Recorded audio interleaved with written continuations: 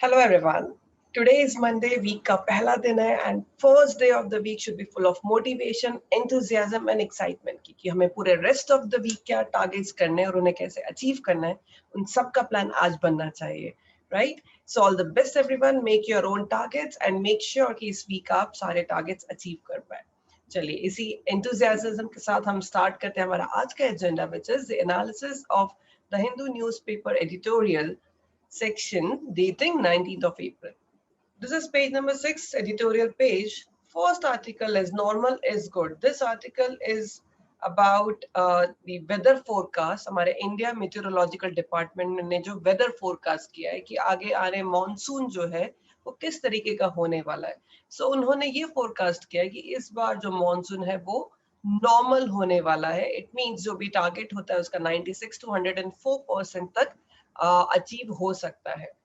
ये जो फोरकास्टिंग है ये 2 बार करी जाती है साल में. एक अप्रैल में किया जाता है एंड सेकेंड इसके ऊपर एक फिर से अपडेट एक एस्टिमेट दिया जाता है मई या फिर अर्ली जून में दिया जाता है कि इस बार अगस्त सितंबर में किस तरीके का रेनफॉल होगा, अलग अलग एरियाज में रीजन्स में किस तरीके का रेनफॉल होगा, north west India, north east India, central India and southern peninsula, सब एरियाज का अलग अलग फोरकास्ट होता है कि जुलाई अगस्त सितंबर में कितना रेनफॉल होने वाला है और कितना बेनिफिट होने वाला है. एक चीज इस आर्टिकल में देखी होगी आपने, आप यहाँ पढ़िए. Sub headline says the IMD must continue to widen its focus to aid business and service sectors. Now this is something new. देखिए जब भी मॉनसून की बात होती है कि मॉनसून का प्रेडिक्शन होता है तो मेनली हमारा टारगेट होता है कि एग्रीकल्चर को कितना बेनिफिट होने वाला है या इसकी वजह से हमारे किसानों की खेती कितनी होगी या कितना फायदा होगा, नुकसान होगा. तो everything revolves around agriculture only. यहाँ पर बोला गया है कि अभी तक जो प्राइमरी टारगेट है आईएमडी का, इंडिया मेट्रोलॉजिकल डिपार्टमेंट का, वो प्राइमरी टारगेट हमेशा एग्रीकल्चर ही रखा गया है. बट अब इसे थोड़ा वाइडन करिए बिकॉज और भी दूसरे सेक्टर्स हैं जो वेदर फोरकास्ट को यूज करके बहुत सारे प्रोडक्ट्स का मैन्युफैक्चरिंग होता है, उस पर डिपेंडेंसी होती है. सो आईएमडी को फोकस एग्रीकल्चर के साथ साथ और भी सेक्टर्स पे अपना फोकस करना चाहिए. सो बिजनेस हो या सर्विस सेक्टर्स की बात करें तो इन सभी को रिक्वायरमेंट होती है आईएमडी के फोरकास्ट की, क्योंकि जो टूल्स वेदर फोरकास्टिंग डिपार्टमेंट के पास है वो टूल्स जनरली कॉर्पोरेट्स के पास नहीं होते, इसीलिए वो उनके ऊपर डिपेंडेंट है. So IMD must continue to widen its focus to aid का मतलब होता है help करना business and service sector. So IMD के forecast business और service sector को भी help करना चाहिए apart from the agriculture.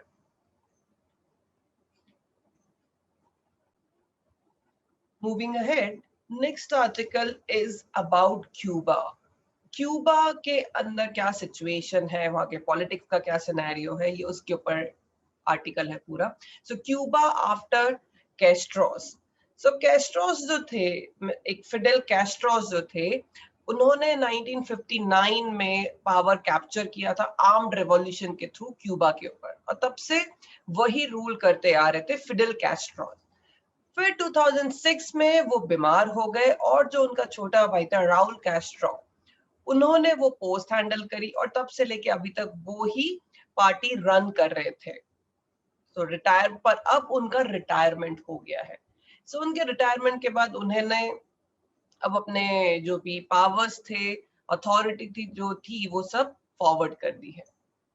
सो ये सिचुएशन है क्यूबा के बिल्कुल इंटरनल पॉलिटिकल सिनेरियो की बात है. हमारे एग्जाम व्यू पॉइंट से इतना ज्यादा रिलेटेड नहीं है ये article. Moving towards next article, the ECI cannot be a super government. ECI is Election Commission of India.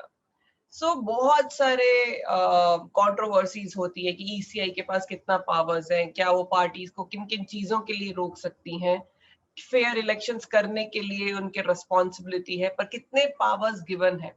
चलिए इस आर्टिकल को हम थोड़ा डिटेल में पढ़ते हैं. What is given in this article?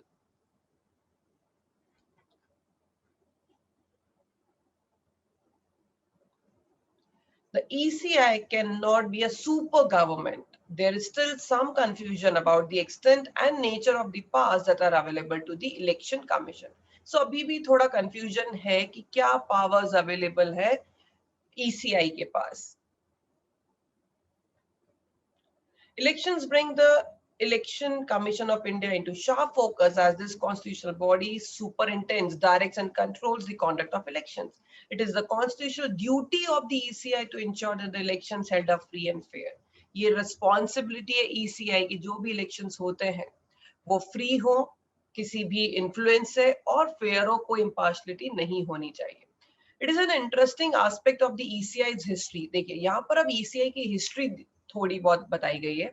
That before TN Seshan, ये बहुत important person बोला गया है. So इनके पहले तक क्या था? That before TN Seshan came to the scene as the chief election commissioner, no one in the country ever knew or felt that ECI had any powers. So Mr. Seshan के पहले तक कभी किसी ने realize नहीं किया कि election commission के कितने powers हैं. पर जब सेशान पावर में आए, उन्होंने ये पावर्स डिस्कवर करे, जो कि आर्टिकल 324 ऑफ द कॉन्स्टिट्यूशन के अकॉर्डिंग इंप्लीमेंट किए जा सकते थे, जो कि यूज किया जाता था कि recalcitrant political parties which had till then believed that it was their birthright to rig the elections. So ये लॉज को मिस्टर सेशान ने उन पार्टीज के अगेंस्ट यूज किया, उनको कंट्रोल करने के लिए यूज किया, कि जिन्होंने ये मान लिया था कि इलेक्शंस में हमारा ये एक अधिकार है, हम जैसे कैंपेनिंग करना चाहते हैं, हम जैसे चेंजेस लाना चाहते हैं, हम कर सकते हैं. तो ऐसी पार्टीज को कंट्रोल करने के लिए सेशान ने ये आर्टिकल 324 के लॉज का यूज किया. Thus, there was a very high level of confidence in the minds of Indian citizens about the ECI's role, restoring the purity of the elected legislative bodies in the country. So, इसीलिए जो आज citizens का इतना high confidence है ECI के अंदर कि जो भी इलेक्शंस होंगे वो फ्री और फेयर मैनर में होंगे, कि ये जो लेजिस्लेटिव बॉडी है ये कहीं पर भी इसमें करप्शन नहीं होगा, चीटिंग नहीं होगा, एंड दे मेक श्योर कि सारे फेयर चीजें यूज हो इलेक्शन में. It became rather easier for Seshan to locate the powers of the ECI after the Supreme Court. Supreme Court ने भी कहीं ना कहीं बहुत कुछ केसेस में ऐसे डिसीजंस दिए जिससे ECI का होल्ड और स्ट्रॉन्ग हो गया. चलिए, the model code. The model code of conduct issued by ECI is a set of guidelines meant for political parties, candidates, and governments to adhere to during an election. So ECI code of conduct provide करते हैं. Code of conduct ऐसे guidelines होते हैं जो political parties को, candidates को और government को फॉलो करने होते हैं इलेक्शन के टाइम पर. This code is based on consensus among political parties. Its origin can be traced to a code of conduct for political parties prepared by the Kerala government in 1960. ये जो code of conduct है, इसके जो guidelines हैं, ये Kerala government ने जो 1960 में गाइडलाइंस दिए थे, उनसे इन्फ्लुएंसर वहां से लिए गए हैं और फिर उनको धीरे धीरे चेंजेस करते गए. एंड फिर 1991 से इन्हें बहुत स्ट्रिक्टली फॉलो करना स्टार्ट कर दिया गया. There was absolutely no doubt that elections need to be properly and effectively regulated. इसमें तो कोई सेकंड थॉट ही नहीं कि जो इलेक्शंस हैं वो बहुत ही प्रॉपर मैनर में होने चाहिए और रेगुलेटेड मैनर में होना चाहिए. ऐसा नहीं है कि कोई भी पार्टी बहुत सारे प्रोमिसेस कर रही कैंपेनिंग की टाइम पर, जिसके बेसिस पर लोग वोट दे दे और बाद में ये सारे प्रोमिसेस फॉलो ना हो. तो इसलिए प्रोमिसेस करना भी अलाउड नहीं है. तो कई सारे रेगुलेशंस हैं. The Constitution has clothed the ECI with enough powers to do that. और Constitution ने ECI को powers दिए हैं. Thus, the code has been issued in exercise of its power under Article 324. See, this article is very important. This Article 324 के तहत ही ECI अपने सारे powers execute करती है. So, besides the codes, ECI issues from time to time directions, instructions, and clarifications on a host of issues. So, सिर्फ ये code of conduct ही नहीं, ECI जो है वो अलग अलग टाइम पर अपने गाइडलाइंस, इंस्ट्रक्शंस, डायरेक्शंस इशू करते रहते हैं ताकि इलेक्शंस में क्या करना है हर किसी को पता रहे. The model code is observed by all stakeholders for fear of action by the ECI. और हर कोई स्टेक कोड ऑफ कॉन्डक्ट को फॉलो करता है क्योंकि हर किसी को ECI के एक्शंस का फियर है. However, there exists a considerable amount of confusion about the extent and nature of the power which are available to ECI. हालांकि अभी भी ये कंफ्यूजन है कि कितना पावर अवेलेबल है ईसीआई के पास, कितना कोड ऑफ कॉन्डक्ट वो एनफोर्स कर सकते हैं. Since it is code of conduct framed on the basis of consensus among the parties, it has not been given any legal backing. चूंकि ये कोड ऑफ कंडक्ट है, guidelines है, इसलिए इन्हें अभी तक कोई भी लीगल बैकिंग नहीं दिया गया है. Although Committee of Parliament recommended that code should be made a part of the representation of the people like 1951, the ECI did not agree to it on the ground that once it becomes a part of law, all matters connected to the enforcement of the code will be taken to court, which would delay elections. हालांकि committee बनाई गई parliament में, उन्होंने recommend किया कि जितने भी codes हैं उनको representation of the people act 1951 के तहत लीगलाइज कर देना चाहिए. बट ईसीआई इस चीज के लिए मना कर रहा है कि अगर ये लॉ बन गए तो अगर जब भी ये लॉ ब्रेक होंगे तो जो भी केस होगा वो कोर्ट तक जाएगा, और अगर कोर्ट तक कोई चीजें जाएंगी तो फिर डिले होगा, इलेक्शंस डिले हो जाएंगे. सो ईसीआई इस चीज के लिए रेडी नहीं है. अब कुछ अनरिजॉल्व क्वेश्चंस हैं, मतलब जिनके आंसर हमारे पास नहीं है. The position taken by the ECI is sound from a practical point of view. जो भी पोजीशन है ईसीआई की वो प्रैक्टिकल पॉइंट ऑफ व्यू से एकदम सही है, but the question about the enforceability of the code remains unresolved. पर ये किस तरीके से एनफोर्स किए जाएंगे, लागू किए जाएंगे, ये अभी भी एक क्वेश्चन अनरिजॉल्व है.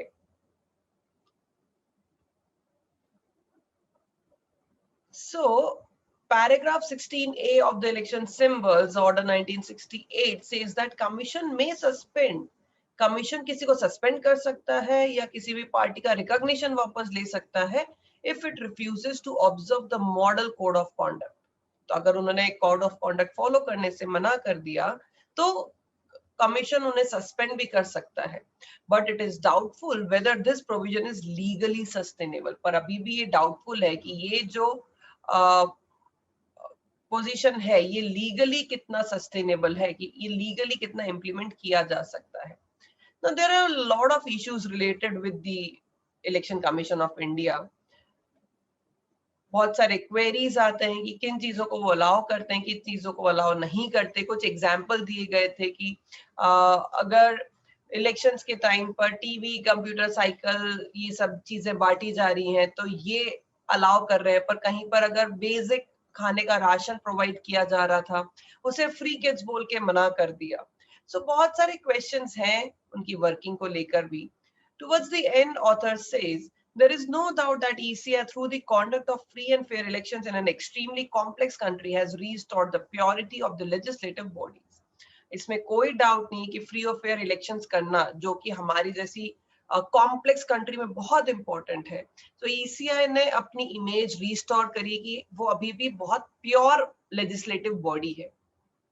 However, no constitutional body is vested with unguided and absolute powers. पर किसी भी constitutional body को, किसी भी organization को एक ऐसे absolute powers नहीं दिए जा सकते कि वो जो मन चाहे, जैसे चाहे वैसे कर सकते हैं. Neither citizens nor the ECI is permitted to assume that the ECI has unlimited and arbitrary powers. ना तो ऐसा सिटीजन सोचें और ना ही ईसीआई को परमिशन है कि वो ऐसा सोचें कि ईसीआई के पास अनलिमिटेड पावर्स है और आर्बिट्ररी पावर्स है, जैसे चाहे वैसा कर सकते हैं. It would be useful to remember the insightful words of justice SM फजलाली in AC Jose versus Sivan Pillai. सो एक कुछ वर्ड्स थे जो जस्टिस एसएम फजलाली ने कहे थे 1984 के एक केस में. If the election commission is armed with such unlimited and arbitrary powers, and if it ever happens that the persons manning the commission shares or is wedded to a particular ideology, he could be giving odd directions, cause a political havoc, or bring about constitutional crisis, setting at naught the integrity and independence of the electoral process, so important and indispensable to the democratic system. उन्होंने ये कहा कि अगर election commission को ऐसे unlimited powers दे दिए जाए, अगर एब्सोल्यूट पावर्स दे दिए जाए, और कभी ऐसा हुआ कि एक ऐसा पर्सन वहां का चीफ बन गया, इलेक्शन कमीशन ऑफ इंडिया का जो चीफ है वो अगर किसी पर्टिकुलर आइडियोलॉजी को फॉलो करता है, तो वो इतने अजीब डायरेक्शंस देगा, इतने अजीबोगरीब रूल्स और गाइडलाइंस आ जाएंगे कि एक पॉलिटिकल अफरा तफरी मच जाएगी पूरी कंट्री में और कॉन्स्टिट्यूशनल क्राइसिस आ जाएंगे और जो हमारी इंटेग्रिटी है कि इंडिपेंडेंस प्रोसेस की है, जो इलेक्शन का जो प्रोसेस है जो इतना इम्पोर्टेंट है वो सब डिस्टर्ब हो जाएगा। इसलिए किसी भी एक बॉडी को इतने ज्यादा पावर्स नहीं दिए जा सकते हैं। सो आई होप ये आर्टिकल आपको काफी अच्छे से समझ में आएगा। नाउ योर होमवर्क इज कि आप इलेक्शन कमीशन ऑफ इंडिया के बारे में पढ़ें, कौन से आर्टिकल्स के अंडर कितने लॉज हैं, क्या एनफोर्स किए जा सकते हैं, क्या guidelines election commission of India provide करते हैं, क्या राइट्स हैं, कितने पावर्स हैं ईसीआई के पास, जो उसका चेयरपर्सन बनता है उसके पास कितने पावर्स हैं। ये सब आपको आज होमवर्क है, आप इनके बारे में आज प्रॉपर्ली रिसर्च करेंगे। Chale, that's all from my side for today's session. Thank you so much, everyone. Take care of yourself. Stay home, stay safe.